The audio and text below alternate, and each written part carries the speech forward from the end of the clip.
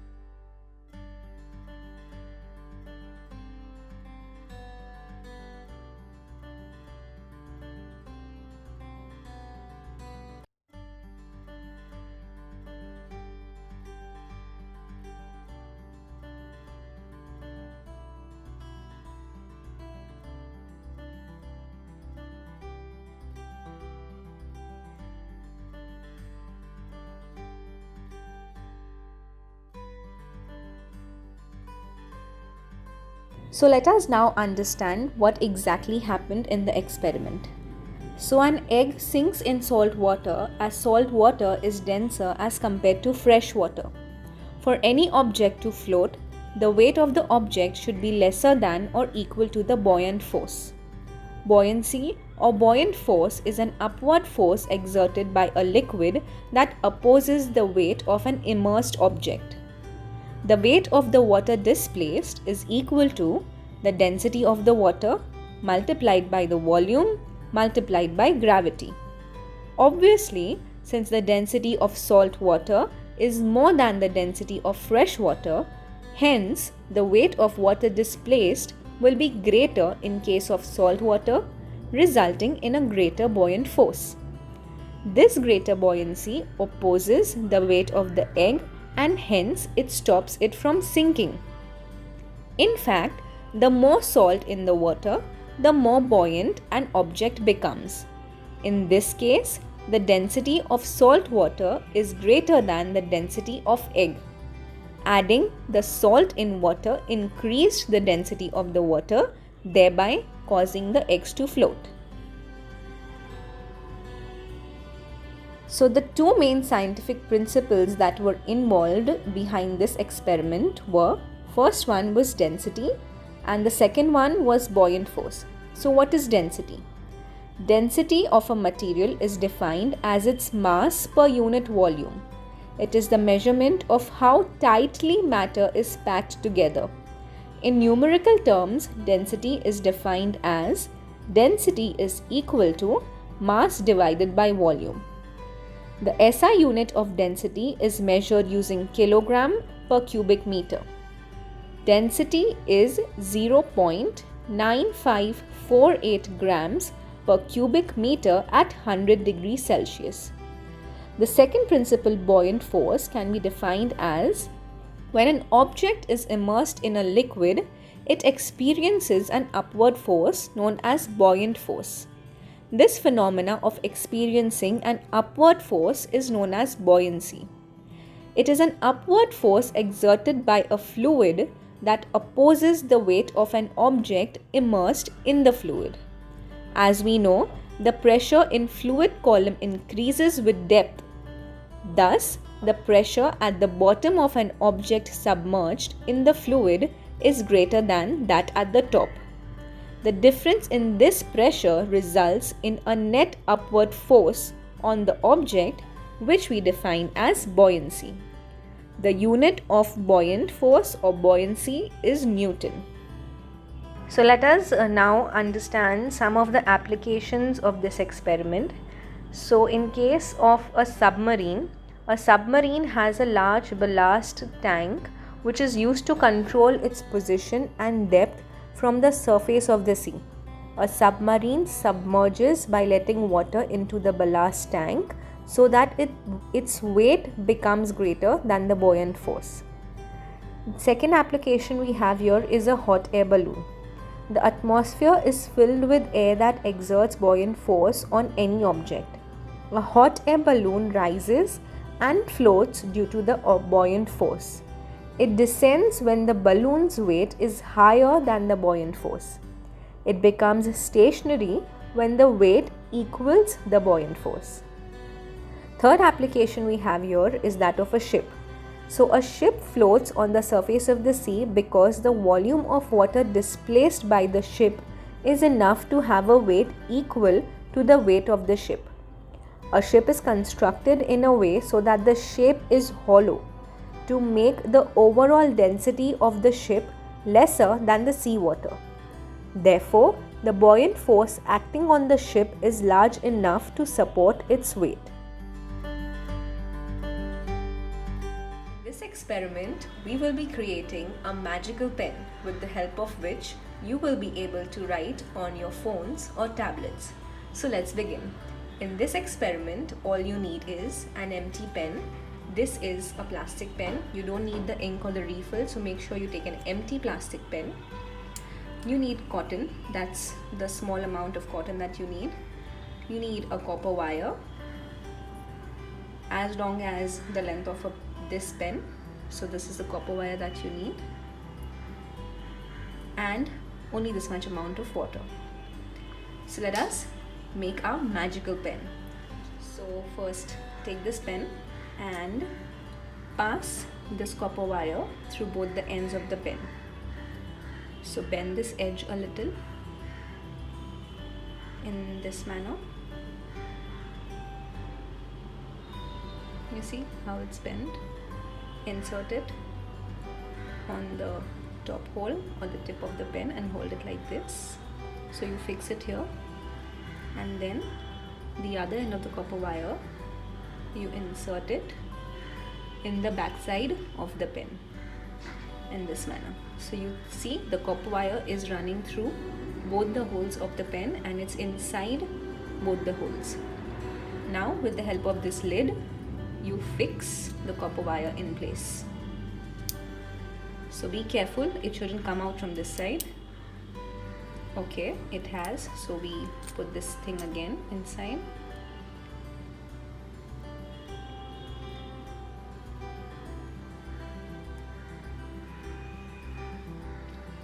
And very carefully you fix this in place.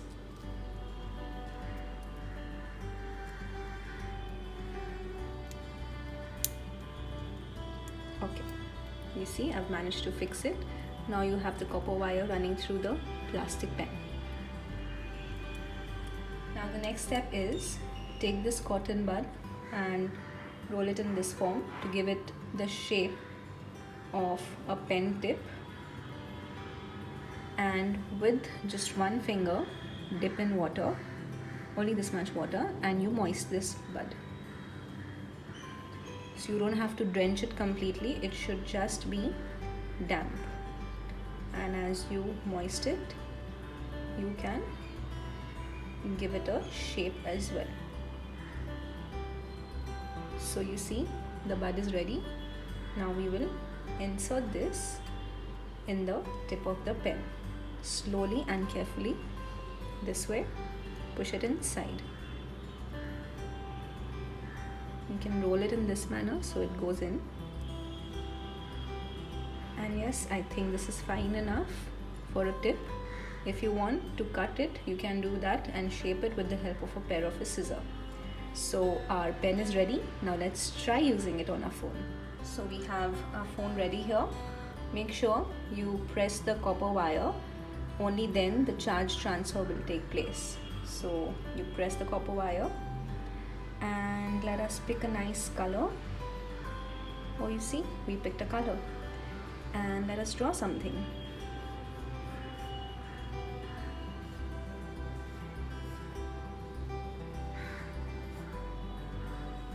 This works. Let us now understand what exactly happened in this experiment. So if you observe, the body can throw electrical charges, that is static electricity, and this is transferred from the finger to the mobile phone or tablet surface. This surface is sensitive to those electric charges. This is how you can operate the stylus, that is, you can write or draw.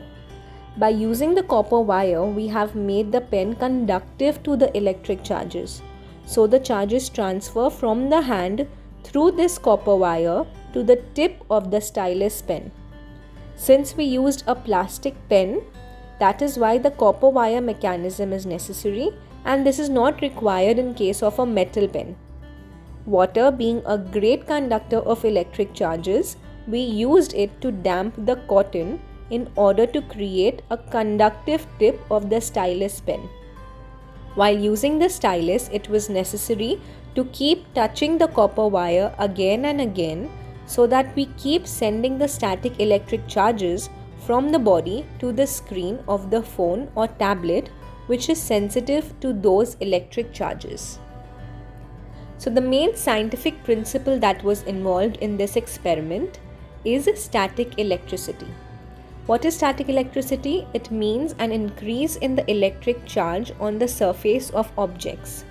This electric charge remains on an object until it either flows into the ground or loses its charge quickly by a discharge.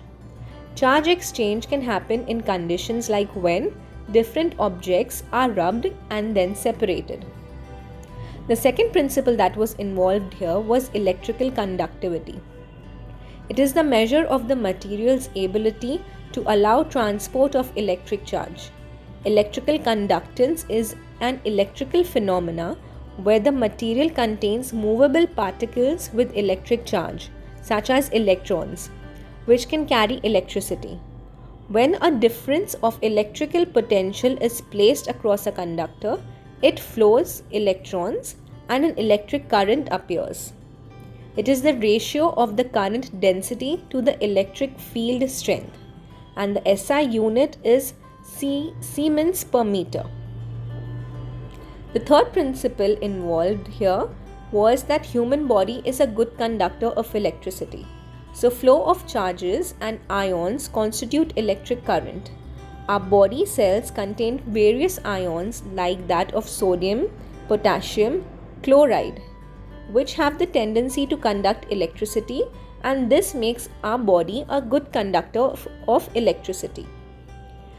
The fourth principle that was involved here was capacitance. Now, capacitance is a property of an electric conductor or a set of conductors that is measured by the amount of separated electric charge and can be stored it in per unit change in electric potential. Capacitance also implies an associated storage of electric energy. If electric charge is transferred between two initially uncharged conductors, both become equally charged, one positively and the other negatively, and a potential difference is established between them. The capacitance is also the ratio of the amount of charge, that is Q, denoted as Q, on either the conductor or the potential difference, which is denoted as V, between the conductors. So it simply means C is equal to Q. So the three major applications of this principle, the first one we have is air fresheners, also known as ionizers. So in this case, some people purchase what are called as air ionizers to freshen and purify the air in their homes.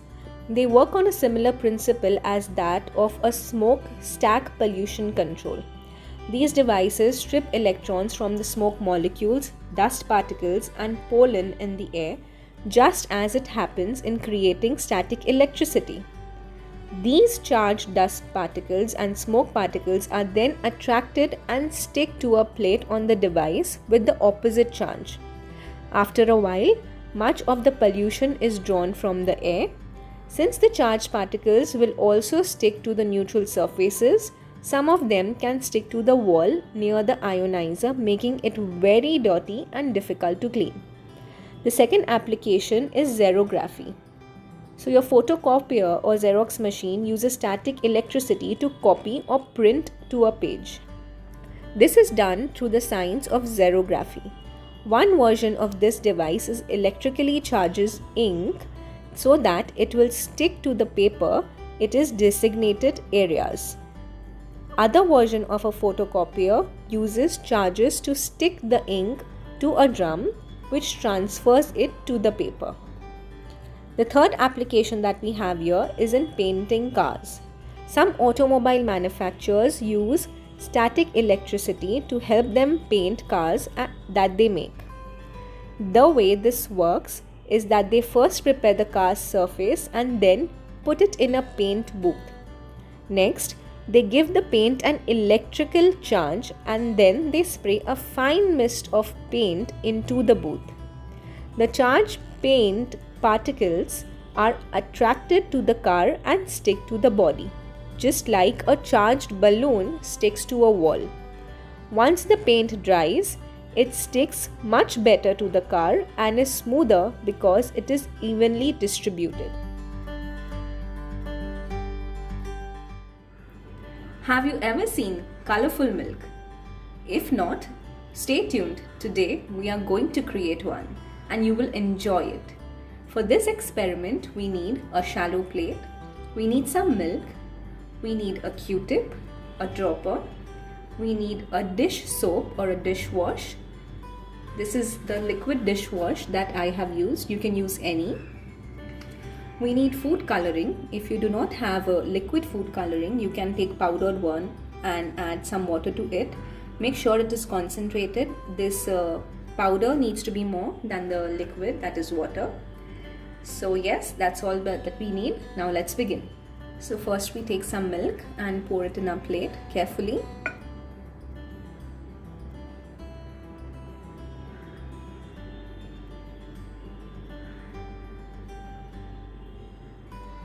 You have to spread it this way so that the entire plate is covered. Now carefully we add, with the help of a dropper, our food color.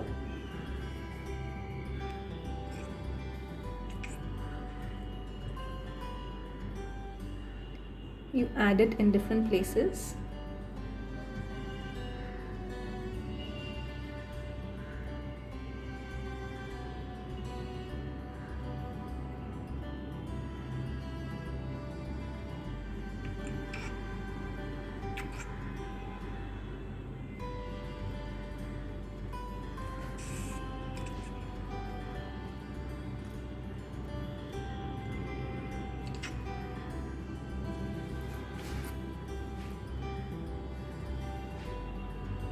And the remaining I'll add it in the center.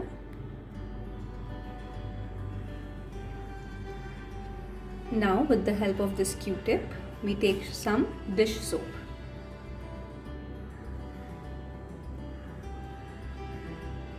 So you dip it and you wipe off the excess. You don't need much. So you just roll it on the sides. That's the amount that we need. Now carefully observe what happens as I dip this in the milk.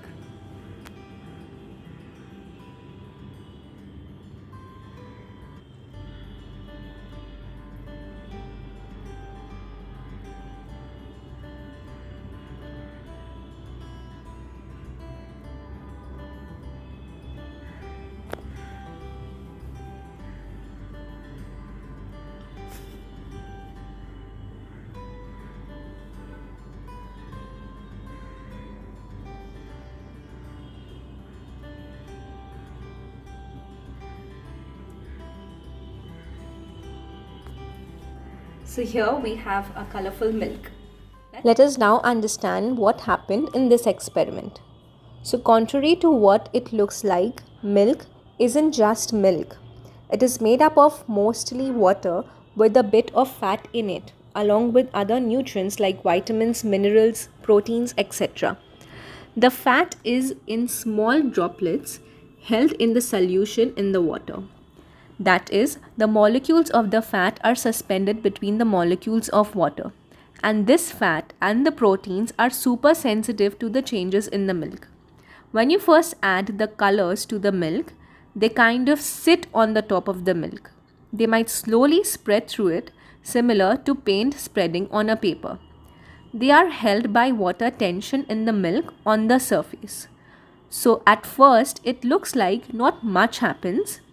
When you add the dish soap, That's when the things start moving, literally. The soap causes a chemical reaction that makes the colors mix together and moves around in the milk. In fact, it is not really the colors moving, but the food coloring that allows us to see the chemical reaction between the soap and the milk fat. The soap also lowers the surface tension of the milk, allowing the colors to mix and move more about freely. So for a bit, you will see everything move around and swirl before finally settling. The soap reacts with both the proteins in the milk and the milk fats themselves. When the soap and the proteins interact, the soap makes the proteins change shape and sending them swirling, which in turn makes the colors swirl about. And the soap and the fat want to join together in pockets called micelles, similar to how soap lifts the grease off your dirty pants. So that also causes movement. Eventually, everything reaches a balance or an equilibrium and the reaction ends. But the milk colors will still move about for a bit as the excess energy works its way out. So the main scientific principle that this experiment was based on is surface tension. According to the definition of surface tension, it is the phenomena that occurs when the surface of a liquid is in contact with another phase. It can be liquid as well. Liquids tend to acquire the least surface area possible. The surface of the liquid behaves like an elastic sheet. So surface tension is the tension of the surface film of a liquid caused by the attraction of the particles in the surface layer by the bulk of the liquid, which tends to minimize the surface area. Surface tension not only depends upon the forces of attraction between the particles within the given liquid, but also on the forces of attraction of solid, liquid or gas in contact with it.